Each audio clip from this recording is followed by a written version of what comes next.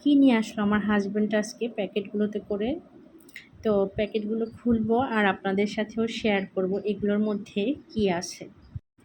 তো ৪-৫ দিন আগে আমরা পর্দা অর্ডার করতে গিয়েছিলাম। তো সেই পর্দাগুলো রেডি হয়েছে আর সেগুলোই আমার হাজব্যান্ড নিয়ে আসছে।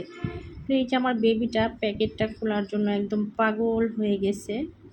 তো এটা ছিল আমার রুমের পর্দা, যেহেতু আমার রুমের ফার্নিচারগুলো সি গ্রিন কালার। তো সি গ্রিনটা ম্যাচিং করেই আমার হাজব্যান্ড মানে এটা চুজ করে দিছে যে এইটা নাও। পর্দাটা এত বেশি সুন্দর, এত পছন্দ হয়েছিল আমার।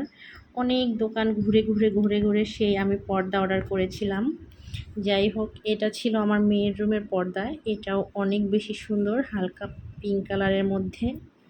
আর এইটা হলো সবগুলো রুমের দরজার সামনের পর্দা আর কি। 3টা বেডরুমের দরজার সামনের পর্দা। তো যেহেতু বাসার সবগুলো ফার্নিচার একদম নতুন, তো পুরাতন পর্দা আসলে ভালো লাগে না। তারপরও কিছুদিন পুরাতন পর্দাগুলো ব্যবহার করতেছিলাম। আমার হাজব্যান্ড বলেছিল কিছুদিন পরে কিনে দিবে পর্দাগুলো। তো এই যে পর্দাগুলো এখন চলে আসছে বাসায় আর ভালোই লাগতেছে। সব কিছু নতুন হলে কেন যেন এমনিতেই ভালো লাগে। এটা হলো আমার রুমের পর্দা আর আমার রুমের পর্দাটার মানে 2 পাশই ব্যবহার করা যাবে।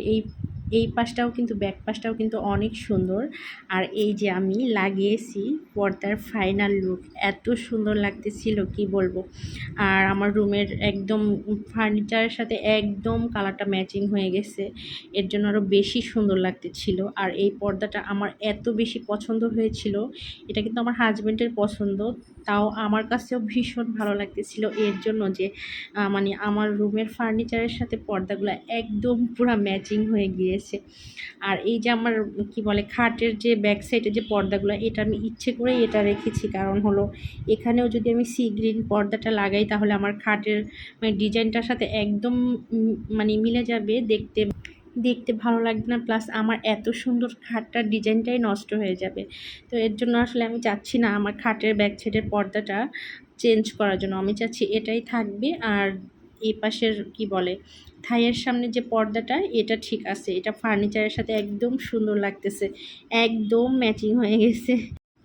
মানুষটা যেমনই হই না কেন, সবসময় কেন যেন খুব সুন্দর জিনিস ভালো লাগে, চোখে লাগে। তো এটা ছিল আমার মেয়ের রুমের।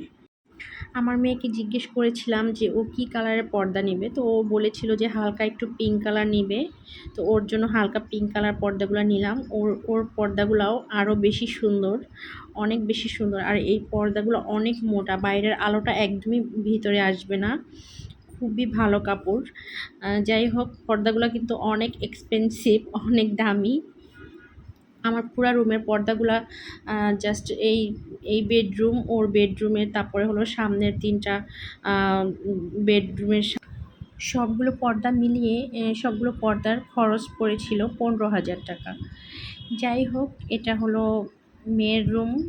আর ওর রুমের পর্দাগুলোও বেশ ভালোই লাগতেছে পর্দাগুলো লাগানোর পরে। তো সব কিছু নতুন থাকলে আসলেই ভালো লাগে দেখতে। আবারও বলতেছি, আমার কেন যেন ভালো লাগে নতুন জিনিস আর সুন্দর করে ঘর সাজাতে। সব মেয়েরাই আসলে একটু পরিপাটি করে নিজের সংসারটাকে গুছিয়ে রাখতে চায়। এটা শুধু আমি না, পৃথিবীর সব মেয়েরাই চায় সংসারটাকে সুন্দর করে গুছিয়ে রাখতে, নিজের ঘরটাকে খুব সুন্দর করে গুছিয়ে রাখতে চায়, একদম সাজিয়ে গুছিয়ে ফুলের বাগান বানিয়ে রাখতে চায় সবাই। তো সবাই কমেন্ট করে জানাবেন যে আমার পর্দাগুলো কেমন হয়েছে। আর সবাইকে ভিডিওটা দেখার জন্য অনেক অনেক ধন্যবাদ। আর এখানে হলো কি বলে আমার পুচু আর পুচুর বাবা ফুচকা নিয়ে আসছিল, সেটা খাচ্ছে দুইজনে। এই যে তারা দুজন ফুচকা খাচ্ছে। Tata, bye bye.